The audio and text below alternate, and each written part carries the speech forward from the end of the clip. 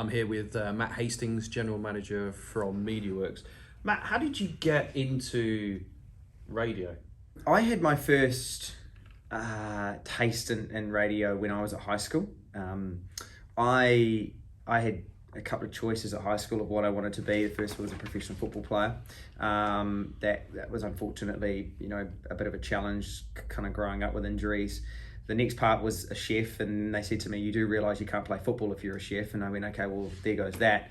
So journalism was my next plan through high school.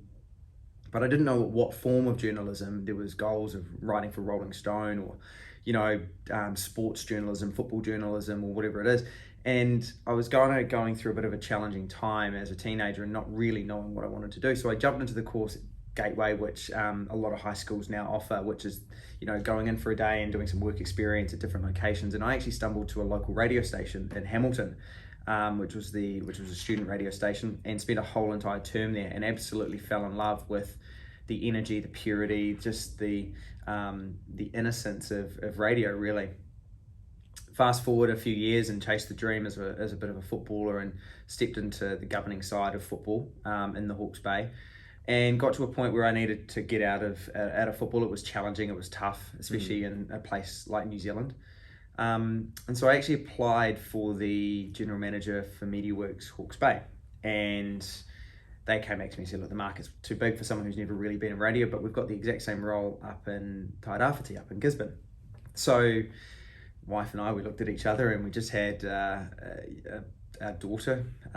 She was about 2 years old, and we decided to take a chance and shifted up there and fell in love. And it was a perfect market to get and sink your teeth into and learn the trade and learn the company and what makes radio tick, and connecting with people, and needing to connect with individuals and businesses, and that true sense of creating an audience, not for yourself personally, but for, from a company-wide perspective. So yeah, I've been with the company 6 years now, and I just love it. So listening to you got a really nice speed and tone. Why are you not on the radio? Because we've got Ken and Anna. Okay. We've got two great hosts here in Taranaki. Look, I think when you go to a place like Gisborne, the radio industry, there's sort of two players, right? There's MediaWorks and NZME, who are the two main players inside radio. You have your localized, your local shows like your most FMs, but there's only two real sort of companies in New Zealand to get into radio with. When you're in places like Gisborne, to find people in radio, it's really hard, right? It's really, really hard. So when you're up there in places like that, you're actually not just a GM, you are some Saturdays cooking on a barbecue, cooking sausages at a local promotion, or, sometimes you do need to get trained and do a bit of training on and be coming on air in case if your announcer that you've only got does get sick, or so I kind of went through some training up there with the guys. And yeah, I love it. I do a couple of podcasts in my personal time. That gives me that sense of connection and like radio in a way. Do a bit of emceeing work and things like that. And I just love being in front of people. You can put me in a room and I can, feel confident to connect with people and meet people and things like that. So, but MediaWorks is, especially here in Taranaki, it's pretty, driving the market in terms of what we do on a day-to-day basis is key priority for me. How do you engage with the business community, and how have you found them here compared to other places?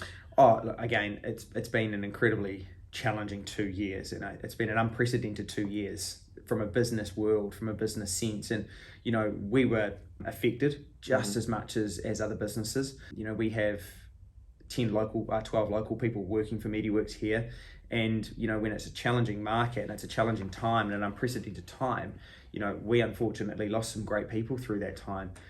I think the biggest thing over that time that we've had to be at the absolute forefront is empathy. Mm-hmm. We've had to work in such an empathetic mindset for businesses in unprecedented times. It's the old saying, when businesses need to cut costs, generally the first thing off that line is marketing, and then catch 22, you need people coming in through your doors to be buying your products and to be spending with you to continue to operate and continue to grow. So, there has been a full empathetic approach going through that time. And supporting where we can and helping grow where we can with, people's businesses that have changed. 2020 was a time where we saw a lot of businesses' vulnerability of not being set up on e-commerce. Mm-hmm. So relationships setting up like that with MediaWorks and needing to support those businesses in that sense changed, dramatically compared to what we'd done over the previous years. So, our guys are highly skilled and they're trained from a marketing relationship management standpoint. And I think that's the biggest thing. It's a relationship management led with a lot of empathy, especially over these last 2 years. We had businesses that have been with us for 15 to 20 years, and unfortunately, due to COVID, had to just sort of park that relationship because they needed to survive. Yeah. And I guess we kicked into gear with a bit of MediaWorks funding, supporting local businesses, and the company put up about $20 million worth of free advertising across the country, and about 40 of our local businesses obtained sort of free marketing through MediaWorks in that time. So it's been a challenging 2 years, absolutely it has, but I think we're now starting to see businesses slowly gain a little bit of confidence. I think it's more confidence in the market. Mm-hmm. We could sit here all day and talk about government and policies and what's going on with taxes and whatever it might be. But, at the end of the day, people just need people going into their local stores and us connecting with audiences and really sort of speaking volumes of why and the power of why. Partnering with businesses like Venture Taranaki and the Chamber of Commerce to run in-store promotions to get foot traffic in there, partnering up with SOS Business, councils and all of those businesses to really support our local organisations and stores from large, medium to small. We have to do it. Through that period, how were you tested as a leader, and what did you do to kind of change and adapt through that period? My strengths as a general manager is going back to that empathy. I lead with a lot of empathy. My people are my priority. That I'm a really big believer in that. And it's not just about you guiding your people to guide and support businesses. People are working from home, they don't have that connection. Radio people, we're peacocks. We like to show our feathers, we like to connect with people, we like to be involved, we like to, express and show colour to what we do. And to not have the ability to go into businesses and learn businesses' stories and understand their goals and understand what makes them tick and find their challenges to sort of work with them. When you haven't got your people sort of doing that and being their natural selves, well, it's naturally going to make people sort of second guess and sort of understand and find challenges for themselves as to what's going on. So again, I'm working with my people to have them show empathy to their clients and their families and friends, but just as much that's me supporting them with what they need and helping them guide through there. And I think MediaWorks as a company does that quite well, providing employment assistance programs with free counselling sessions, especially over these last couple of years. The pendulum swung, the dynamic has swung in terms of how we work on a day-to-day basis. So making sure that people don't forget that of how we work. I read a story this week about people having the ability to work from home when they're sick and still picking up their laptop when you actually should be in bed reading a book.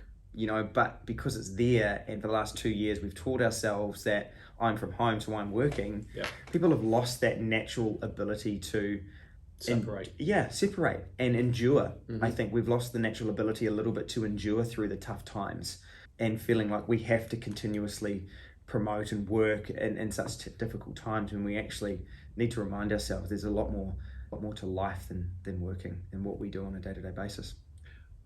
Talk to us about the future. What do you see for the region? One thing that I think showed was no overseas travel. We were uncovered a little bit, I think, as a region, people coming here a lot more, enjoying. You're seeing stories, I think Venture Taranaki and businesses like that did an incredible job about promoting Taranaki, the hospitality scene, everything about it. I think this region is still a bit of a sleeping giant, and once more and more people start to find out who we are, I think we're going to be, a really big part to our country's economic growth. Matt, let's spend a little bit of time talking about you and your leadership journey. Sport's been a massive part of your life. I'd love for you to kind of share. You mentioned a little bit earlier about kind of your professional footballing career, and then I know that you then went into kind of management, and then obviously your running's really, really important. What have you learned about yourself, and how has that impacted your life? The best thing that I've learned, which has only been over the last 2 months, is ego is the enemy. Yeah, my background from a footballing sense, and growing up in the Waikato and travelling, different parts of the world to play the game, and ended up in Hawke's Bay to play. It's why I shifted to the Hawke's Bay in 2009, was to play football. And look, I'm very vocal at the reason for my success from a business side of things is because of my sport. I was very lucky to play in some really, really good teams and learnt a lot through the game, which the values that I picked up through that is the reason why I think I'm here. I'm a hard-working person, and football taught me that. I was never the most talented. I had to work the hardest. Things like team values, all of the stuff that I think we talk about on a day-to-day basis that maybe in younger generations haven't really had that sense too. And I sort of stopped playing for a while there, and enjoyed life quite a lot, and got to a point and went, okay, I need to stop and make a bit of a change here. And it wasn't until shifting here that we actually did that and got back and playing a little bit. But more recently, I'm training for Ironman in Taupo through Mark Turner at World Multisport, and he's found an ability as a coach in a brand new sport to me. I've never done anything like this before. I've never done any singular running events or biking events and anything like that. I completed my very first half marathon in Hawke's Bay a couple of weeks ago. Yeah. But he's got an ability and a sense to keep everything so incredibly simple, basics and whatnot. And he said to me, when you first start out, ego is the enemy, because you can easily turn up to a running session with a group of people that have been running for 12 months that you feel at that same fitness level, but it's taken them a long time to get to that point, and it's very simple for someone to come in and try and keep up with those people immediately with a sporting background, but it can actually be more detrimental. And I've actually taken that advice from him and kind of applied it right across my day-to-day as a father, as a businessman, as a general manager, as a someone who has the privilege of leading a group of people. I think ego is definitely one thing that can be the enemy in our day-to-day lives, both with personal relationships and professional relationships. So yeah, it's been a great journey so far. I'm only 3 months into it, but I'm definitely enjoying it. Let's talk about the people that have influenced you. So you'll have had a number of managers or bosses over the years. Is there one or two that stick out, and if so, why? Yeah, look, I think my upbringing was the last generation of sorts in regards to, needing the ability to work hard and earn your place. And look, don't get me wrong, I'm not questioning any coach's methods or philosophies, but, for a number of years there has been that sense of participation, and look, while I agree with participation, there was also a sense in life where, you don't turn up to be second best. I don't turn up every day at MediaWorks to be second best. We turn up every day, and that's the competitive nature in me. I had a coach in Hamilton by the name of Steve Williams, and he was definitely a coach at times in the game or at training that you felt like taking your shirt off and just giving it to him and walking off. But then I also, now being older, see what that has done for me and really instilled a lot of resilience. And I think in today's world, with what we've been going through the last couple of years, resilience has been at the top of the list for a lot of people, and it's shown vulnerabilities in people's resilience and the challenging times, and it's made people look back and learn a lot about themselves. And I think people's resilience has grown because of what we've all gone through as society, and that's one really big thing that he taught me was resilience. And I was never the fastest, but I had to be resilient in my approach to the game, and I've taken a lot of that into today's world. I look up to a lot of people from a business world. I love Simon Sinek. I love what he sort of does and the words that he speaks. I really connect really quite nicely with him. And then more recently, a man by the name of Greg Hoffman, who was the ex-chief marketing officer for Nike. Shoe Dog. Yeah. He's led a multi-million-dollar company for years based on empathy, and if those kind of people can sort of lead in that facet, then I see true power behind that. I know that you're a continual learner, and you've already kind of mentioned a couple of books there. Is there one resource, book, TED Talk that really has kind of like changed your view on something? I'm someone who goes through phases. I went through a phase and I read The Infinite Game by Simon Sinek, and I looked at that, and there was a period there where, a lot of my decision making was sort of around that book. Let's start with a why. I absolutely believe in that, hugely. I've literally just finished reading a book called Emotion by Design, which is by Greg Hoffman. Stories around marketing and working with businesses and working to connect with people through emotion and empathy. So, I go through quite lengthy phases with that type of stuff. But at the moment, it's definitely someone like Greg Hoffman, and more so, still continuing with Simon Sinek. Tell us a little bit more about your podcast. Yeah. Why do you do it? What's the title? And who's the audience? So it's called Enduro 101. It's with my coach, Mark Turner from World Multisport. I guess, I've started my journey in the world of endurance sport or triathlon more specifically. And he's been in as a coach and in the triathlon game for over 20 years now. And it's very easy. Something like triathlon there's a lot of barriers in something like triathlon from a cost perspective, more so diversity. It's typically viewed as a white middle-aged male type sport, where Mark is incredibly passionate about changing diversity and really kind of bringing in. But at the crux of something like endurance sport, it's actually more about health and the benefits of health. So when I started my triathlon journey, I just didn't know where to look. I didn't know where to find information about how to start, how hard I needed to go in the early stages. So the podcast is about Enduro 101. Like it's 101 for people wanting to get into the sport. We talk about how to start, where to start, the really nice haves to buy. So it's a podcast dedicated for people that are just getting into sport or just getting into an endurance sport, because there's a lot of podcasts out there with professionals, with talking to the elite athletes and the elite side of triathlon, or talking to the businesses that are selling products in the world of triathlon. And that's great. That's incredible. That's what helps drive your motivation to want to become. But there's nothing there for people to begin their journey in health and endurance sport and in triathlon. So it's called Enduro 101. We release an episode every Tuesday. And available on all normal platforms? Yep. Spotify is probably the best place to go, and Google Podcasts. We're just waiting for a couple of things. It will be up on Apple, hopefully this week, but Spotify is released on Spotify there every week. You mentioned coaching. You mentioned about having your own kind of endurance coach, and obviously coaching when you were playing football.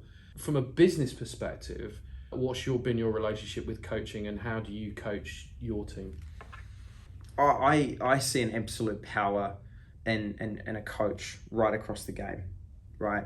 Again, from a sporting analogy perspective, I was listening to a conversation with Dan Carter coming through into the All Blacks. And, when he first started in the All Blacks, it was always questioned as to why you had a mental health coach. When nowadays it's, why have you not got one? Yeah. Do you not want to be the best? Do you not want to get that extra 10% out, 5% or 2% out of yourself? So, I've seen the benefits as from a sporting career and also from a business career. I've had the privilege of spending a bit of time with business mentors and business coaches, and spend some time with yourself as well, to just really offload. Or, one thing, that I learned very quickly in my time with MediaWorks is not every idea is a bad idea. The way to deliver that idea and the process in and around that idea is the key fundamentals. And sometimes you miss a lot by sort of sitting there by yourself, and there's only so much that you can leverage off your individual team, because at the end of the day, you're delivering that for your team, and not their views are independent and individualized to their goals, not the collective idea. Yeah. So there is an absolute power and benefit of having a business coach or a mentor in that sense. I guess from my day-to-day with my team, we have one-on-ones on a weekly basis, and we look at performance elements. We have a new system in the company, a new CRM system which enables us to really understand from a numbers perspective. But for me, sort of 70% of that conversation is just really about them and understanding how they're going mentally, more so because as much as our jobs are demanding, I said it earlier, what we do is not God's work. What we do has a place, and I believe what we do with MediaWorks has an absolute place in this world, and especially in Taranaki, to work with our local businesses. We have a really big part to play with that. You know, we work with around 350 different businesses a year. So you can imagine that with 4 to 5 and the team sort of looking after those businesses, that it can get quite taxing, and it can get, so we do a lot of work one-on-one, you know, and we talk about things. We sort of go through well-being and resilience. You know, we work through sort of courses that we have available to us from a company perspective in and around resilience and well-being and time management, and just putting plans in place in an individualized concept for our people. So last couple of questions. Where's your favourite beach? Here in Taranaki? Yeah. We spend a lot of time in the summer up at Fitzroy. We spend a lot of time in Fitzroy with the Surf Lifesaving Club up there. So we do spend, you know, every weekend we're up there. I enjoy just a bit of time up there, but we're closest to Back Beach. That's probably where you'll see me most of the time out surfing, or Old Kura, or places like that. So yeah, it's a hard one. Favourite place to get a coffee? Oh no, that you're just setting me up there. Oh wow, I try not to. It's quite dangerous where we are located in Curry Street. We're right next door to Petite Paris. Yep. So sometimes when you turn up in the morning, the freshly baked croissants are just coming out of the oven. But where we are located, it's difficult. I pop up to Ozone. I head up to Escape. I go to Petite if I'm in a rush. Bleached is an incredible cafe as well. But yeah, that's a tough question, mate. And look, on my way to work is the team at Proof and Stock, Tane, and the team down there, and they do a great coffee as well. So we're really lucky with the places that we have. Awesome. Matt, thank you very much. This is the Leadership Lab interview series where I interview a number of leaders from around the region. Till next time, bye for now.